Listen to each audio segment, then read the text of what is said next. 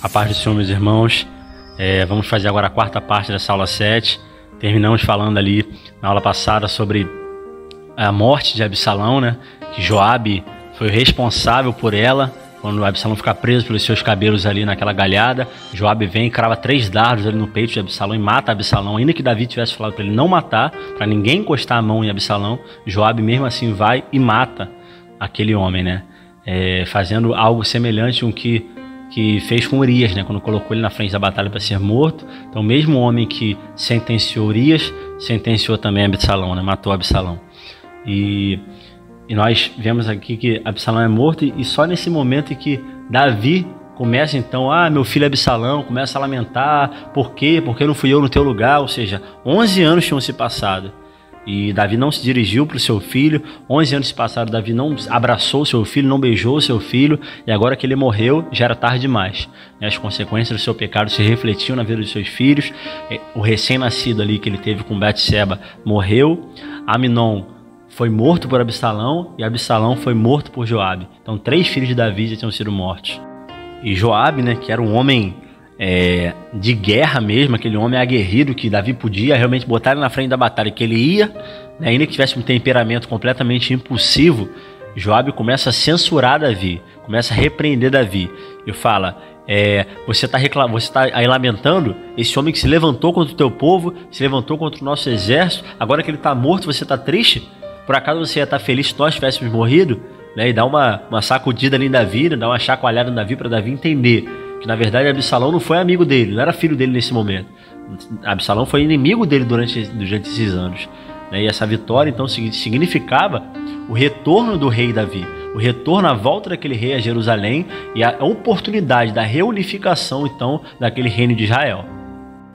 E nós vemos assim algumas semelhanças, né, entre Absalão e outro homem, né, que já tinha passado pelo caminho de Davi, né? Absalão fala que os 3 filhos dele morreram, e por isso ele faz um altar em sua homenagem, né? Um monte, erige um monte em sua homenagem, né? A gente vê que os filhos de Saul, os 3 filhos de Saul morreram naquela guerra contra os filisteus, e anteriormente Saul tinha erigido um monumento em sua homenagem. Olha a semelhança entre Saul e Absalão, né? Esse monte que Absalão erigiu ficou conhecido como Pilar de Absalão, e até os dias de hoje ele existe. Até os dias de hoje esse pilar existe. Absalão perseguiu Davi, assim como Saul também perseguiu Davi. Ambos acabaram mortos, né? Os 2 acabaram mortos. Então Absalão, até em aparência, ele se assemelhava muito mais a Saul do que ao próprio Davi. Então nós vemos que existia um inimigo de Davi, que foi Absalão, que foi Saul, e agora pela desobediência de Davi apareceu um inimigo de dentro da sua casa, né, a Davi. Mas ainda assim, pela sua conduta, pelo seu caráter e pela obediência dele a Deus, Deus deu vitória a Davi sobre ambos os inimigos, né? Mas agora Davi estava diante de uma situação difícil, porque o seu reino tinha sido quebrado de alguma forma, e como reunificar esse reino? Né? Como trazer esses homens para si novamente? E uma estratégia que Davi traça para levar esse povo de volta para ele é colocar um homem chamado Amasa sobre o seu exército. Esse homem, ele foi o general do exército de Absalão. Amasa era o general do exército de Absalão. E o general do exército de Davi era Joabe. O que então Davi faz? Ele pega Amasa e coloca no lugar de Joabe. Por quê? Dessa forma ele traria aquele povo todo que estava servindo a Absalão para ele, né? Ia mostrar aquele favor àquele povo ali, e de alguma forma ele estaria sentenciando Joabe pela morte do seu filho, né? Uma vez que Joabe matou Absalão. Mas nós já conhecemos o caráter de Joabe, a gente sabe que Joabe não ia deixar isso barato, né? E acontece um levante, vai acontecer um levante ali futuramente no reino de Davi, e Joabe vai se vingar desse fato.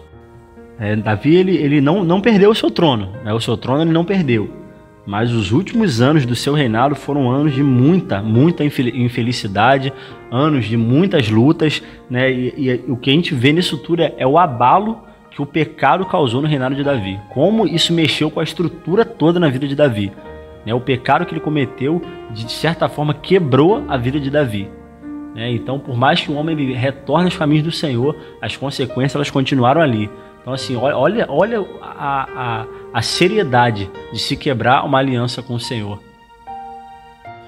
E nesses últimos anos, né, do reinado de Davi, se levanta um homem da tribo de Benjamim chamado Seba. E ele é chamado como filho de Belial, né, aquilo que faz referência a um homem que é muito ruim, muito mau.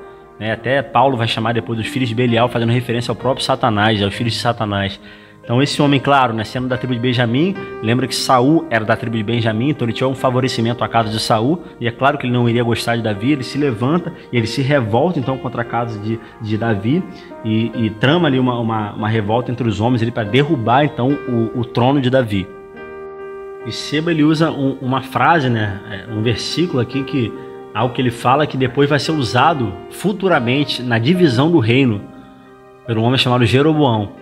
E ele fala: não temos parte em Davi, nem herança no filho de Jessé, cada um a sua tenda, ó Israel.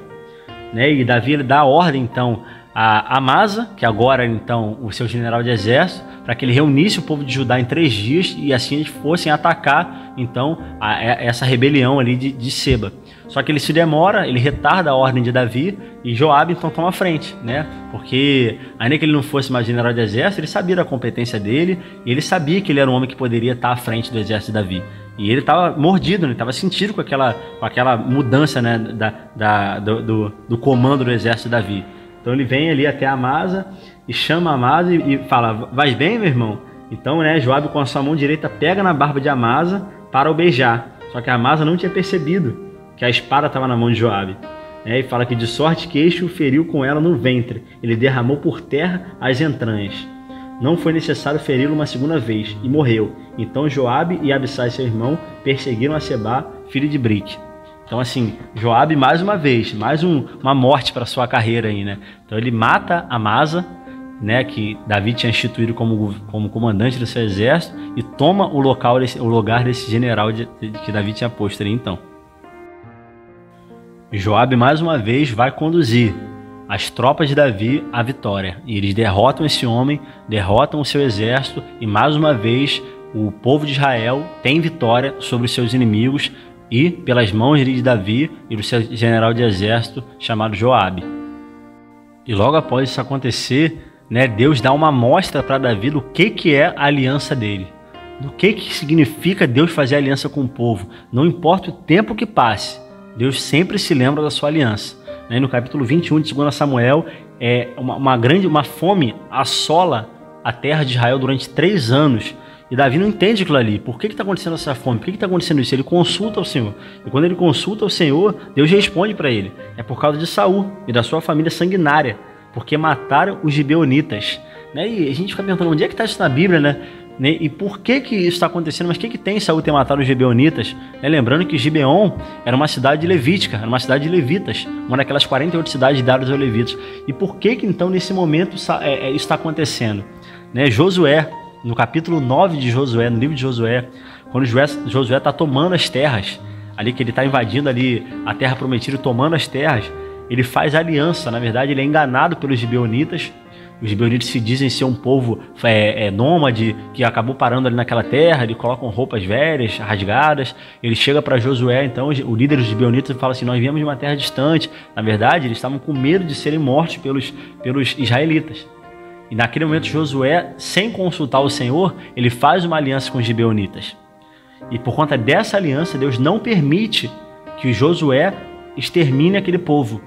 E futuramente Josué subjuga aquele povo, coloca aquele povo como escravo, mas não mata aqueles homens. Por quê? Porque ele fez uma aliança com aqueles homens. Olha, mesmo eles fazendo uma aliança, mesmo eles sendo enganados, eles não poderiam revogar a aliança. Não importa se eles tinham alguma relação, se eles amavam aquele povo ou não. Uma vez que eles firmaram uma aliança, eles não poderiam quebrar aquela aliança. E Deus valorizou isso. E porque Saul se levantou no reinado dele contra os gibeonitas, Deus trouxe a sentença ali no tempo de Davi de uma grande fome sobre a terra, para mostrar para Davi: Davi, não importa o que aconteça, a minha aliança eu não vou revogar. A minha aliança é o pacto que eu fiz com aquela nação, com aquele povo. Eu não vou voltar atrás. Então olha o quanto de valor Deus dava a uma aliança que ele fez. Ainda que tivesse sido Josué fazendo aquela aliança com aquele povo, não importa. O tempo passou, mas a aliança ela não poderia ter sido quebrada. Isso de alguma forma mostra para Davi o que significava ter uma aliança com Deus. E Davi termina essa fase após essa fome, e ele escreve um cântico, muito, muito lindo esse cântico, quando ele diz: o Senhor é a minha rocha, a minha fortaleza e o meu libertador. Na minha angústia invoquei ao Senhor, clamei ao meu Deus, do seu templo ouviu a minha voz, e o meu clamor chegou aos seus ouvidos. E ele tem uma constatação ao fazer esse cântico, ao olhar para a sua vida, olhar para tudo que aconteceu, as guerras do seu reino, e ele fala, né, para com o fiel te mostras fiel, para com o íntegro te mostras íntegro, com o puro te mostras puro, mas com o perverso te mostras sagaz. Livras o povo humilde, mas teus olhos são contra os orgulhosos, e tu os abates. Tu, Senhor, és minha lâmpada. Davi sabia que por onde quer que ele andasse, por onde quer que ele fosse, Deus estaria com ele. Se ele olhasse para o Senhor, se ele buscasse ao Senhor, se ele se colocasse debaixo das asas do Senhor, Deus levaria ele para caminhos de luz, para caminhos de paz. Agora, se ele se voltasse contra o Senhor, Deus o abateria, porque Deus abate os orgulhosos, mas ele exalta os humildes, aqueles que se humilham. Então, Davi entendeu tudo isso. Após esses anos de dor, após esses anos de luta, Deus mostrou para ele: Davi, a minha aliança, eu não abro mão dela, eu não revogo a minha aliança. Eu fiz uma aliança eterna contigo, eu espero a obediência eterna de ti também. Então, meus irmãos, que nós possamos realmente nos colocar em obediência ao Senhor. Deus pede isso de nós. Deus pede isso de nós. Que nós sejamos obedientes, nós realmente amemos ao Senhor e valorizemos essa aliança que Ele fez conosco um dia pelo sangue de Cristo. Deus abençoe, meus irmãos.